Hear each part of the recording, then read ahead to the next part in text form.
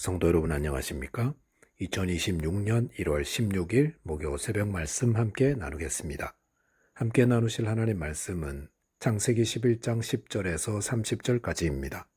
본문은 노아의 아들 셈에서 아브라함까지 이어지는 계보가 기록되어 있습니다. 본문을 통해서 구원은 하나님의 선택과 은혜요, 하나님의 개입하신 결과임에 대해서 묵상하겠습니다.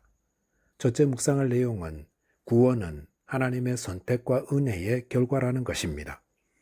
창세기 11장 9절까지의 내용을 보시면 노아의 대홍수 이후 번성해진 사람들은 바벨탑 사건을 통해 하나님의 징계를 받아 언어가 혼잡해졌습니다.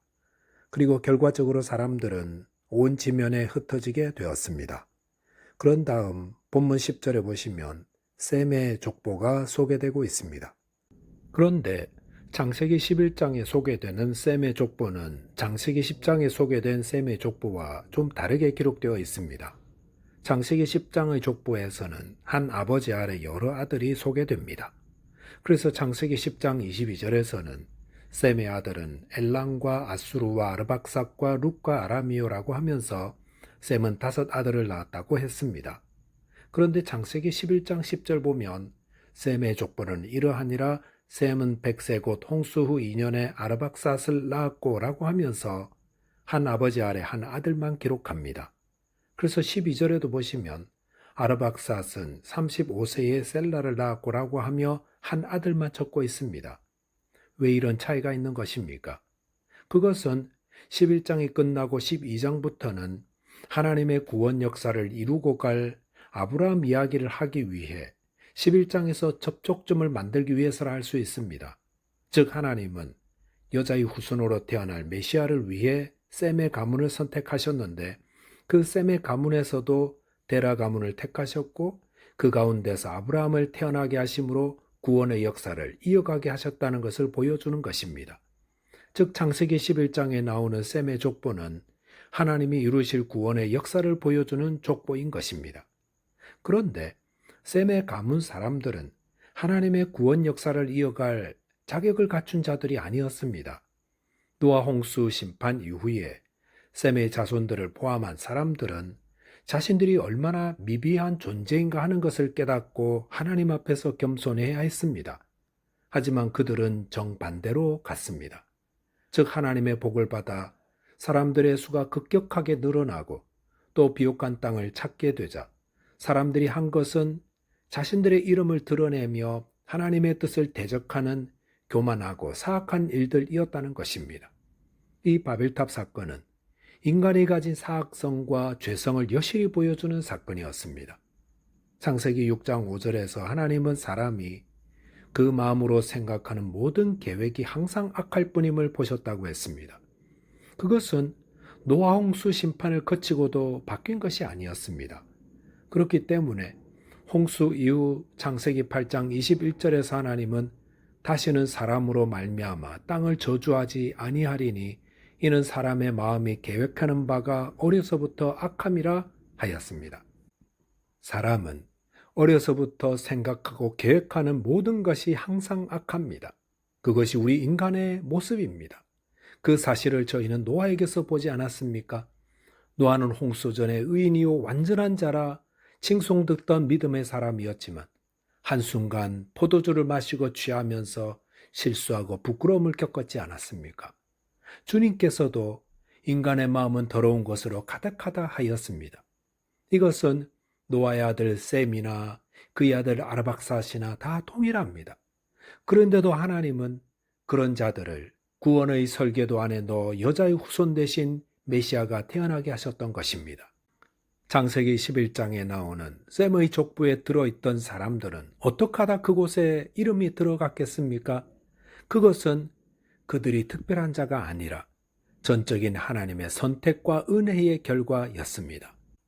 셈의 족보에 있는 사람들과 마찬가지로 하나님의 구원의 반열에 들어있는 성도들은 다 동일합니다.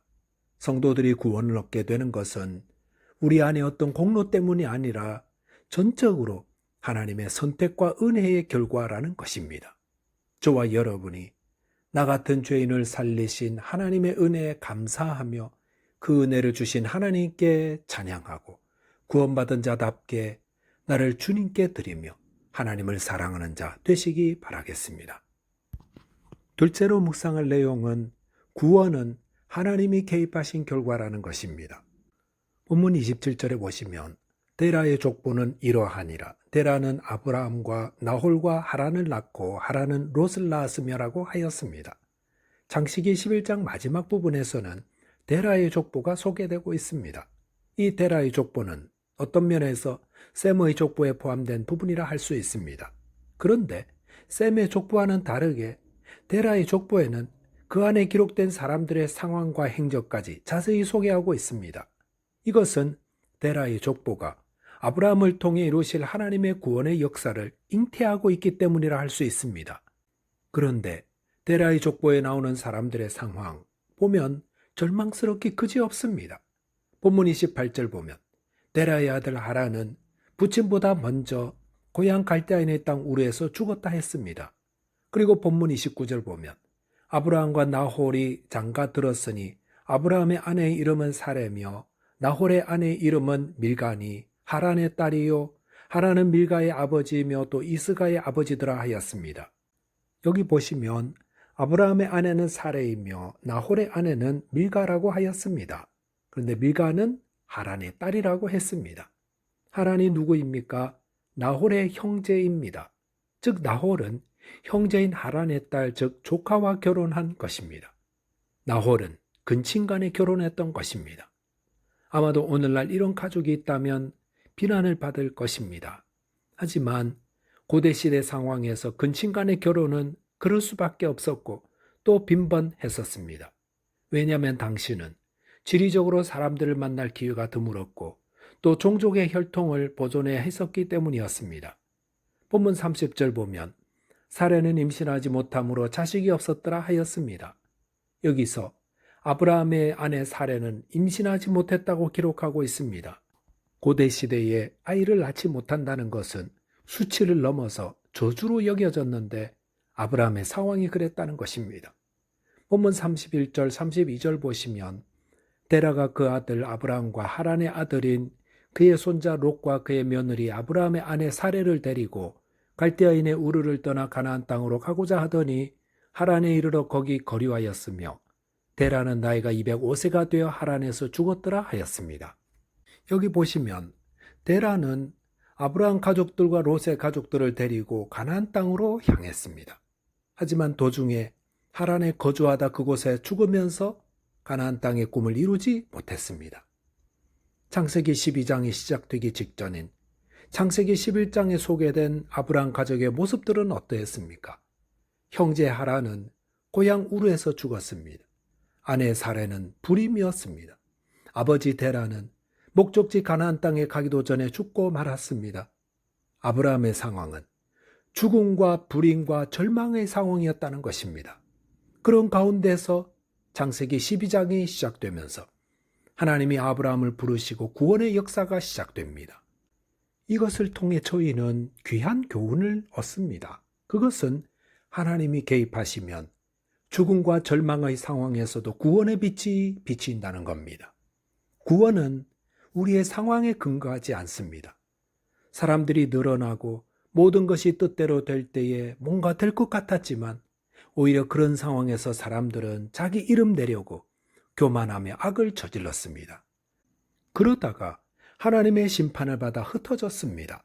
하지만 죽음과 불임과 절망으로 혼돈스러운 곳에서 다 끝난 것 같은 때에 하나님이 개입하시자 그곳에 구원의 빛이 임하게 되더라는 것입니다. 성도 여러분, 구원은 하나님의 개입과 은혜로 이루어집니다. 그러므로 나 자신이 뭔가 된 것 같을 때는 주의하시기 바랍니다. 또 대신에 나에게 실망하고 나의 상황에 절망이 될 때에 하나님을 바라보시기 바랍니다. 스가랴 4장 6절 보시면 이는 힘으로 되지 아니하며 능력으로 되지 아니하고 오직 나의 영으로 되느니라 하였습니다. 사도행전 16장 31절에서 바울 사도는 두려움과 절망 속에 있는 빌립보의 관수에게 주 예수를 믿으라 그리하면 너와 내 집이 구원을 받으리라 하였습니다. 구원은 어떻게 이루어집니까? 구원은 하나님이 이 죄인의 절망적인 상황에 개입하셔서 은혜를 내려 구원하십니다. 저와 여러분이 우리의 연약함과 부족함에도 불구하고 구원을 베푸신 하나님의 은혜에 감사하는 자 되시기 바라겠습니다. 기도하겠습니다. 하나님 아버지, 죄 가운데 있는 저희를 불쌍히 여기시고 선택하셔서 구원하여 주신 은혜를 감사합니다. 저희 연약함에도 찾아오셔서 은혜 베푸신 구원을 늘 기억하고 감사하며 하나님이 행하신 구원을 전하는 자 되게 해 주옵소서. 예수 그리스도 이름으로 기도하옵나이다. 아멘. 오늘도 믿음 안에서 승리하는 하루 되시기 바라겠습니다. 감사합니다.